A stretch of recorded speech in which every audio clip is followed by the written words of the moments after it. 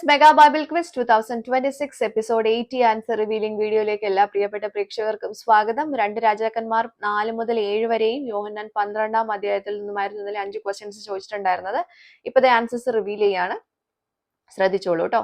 ആദ്യത്തെ ചോദ്യം ഇതായിരുന്നു: ബൈബിളിൽ ഒരു പ്രാവശ്യം മാത്രം പറഞ്ഞിരിക്കുന്ന ഒരു സസ്യം പാഠഭാഗത്തുണ്ട്. 3 അക്ഷരമുള്ള ഈ സസ്യത്തിന്റെ പേരിന്റെ നടുവിലുള്ള അക്ഷരം മാറ്റിയാൽ നമ്മുടെ നാട്ടിൽ കാണപ്പെടുന്ന ഒരു വൃക്ഷത്തിന്റെ പേരാണ്. ഏതാണ് ആ 3 അക്ഷരമുള്ള സസ്യം? ഇതായിരുന്നു ചോദ്യം.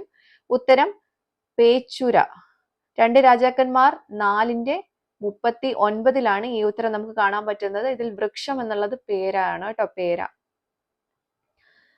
രണ്ടാമത്തെ ക്വസ്റ്റ്യൻ ഇതായിരുന്നു: പാഠഭാഗത്തിലെ ഒരു ഉപകരണത്തിന്റെ പേരും മൃഗങ്ങൾക്ക് പൊതുവെ പറയുന്ന ഒരു പദവും ഒന്നാണ്. ഏത്? ഇതായിരുന്നു ചോദ്യം.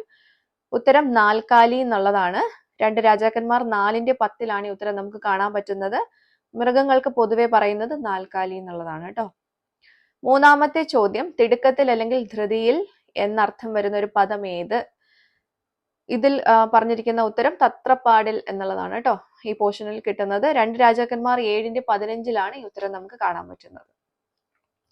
നാലാമത്തെ ക്വസ്റ്റ്യൻ ഇതായിരുന്നു: 2 ശിഷ്യന്മാർ യേശുവിനോട് പറഞ്ഞൊരു അപേക്ഷ എന്ത്? അത് ഏത് കൂട്ടരുടെ അപേക്ഷയായിരുന്നു? ഇതാണ് ചോദ്യം.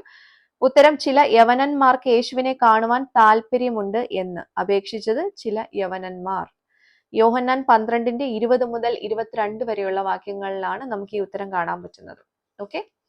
അഞ്ചാമത്തെ ക്വസ്റ്റ്യൻ: ദൈവത്തിന്റെ തേജസ് കണ്ട പ്രവാചകൻ ആര്? ഇതായിരുന്നു ചോദ്യം. ഉത്തരം യെശയ്യാവാണ്.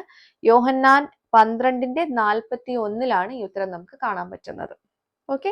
അപ്പൊ ഉത്തരത്തിൽ കൺഫ്യൂഷൻ ഇല്ല എന്ന് കരുതുന്നു. എല്ലാവർക്കും ശരിയായിട്ടുള്ള ഉത്തരം അയക്കാൻ പറ്റിയിട്ടുണ്ടാവുമെന്നും കരുതുന്നു. ശരിയായിട്ട് ഉത്തരം അയച്ചിട്ടുള്ള എല്ലാവർക്കും കൺഗ്രാറ്റുലേഷൻസ്. അടുത്ത പോർഷൻ പറയുന്നു: 2 രാജാക്കന്മാർ 8 മുതൽ 11 വരെയും യോഹന്നാൻ 13-ാം അധ്യായത്തിൽ നിന്നുമായിരിക്കും അടുത്ത സെറ്റ് ഓഫ് ക്വസ്റ്റ്യൻസ് ഉണ്ടാവുക. എല്ലാവരും വായിച്ച് തയ്യാറായിട്ടിരുന്നോളൂ. അടുത്ത എപ്പിസോഡിൽ ക്വസ്റ്റ്യൻസുമായിട്ട് നമുക്ക് വീണ്ടും കാണാം. Till then it's me Angel signing off. Bye and take care.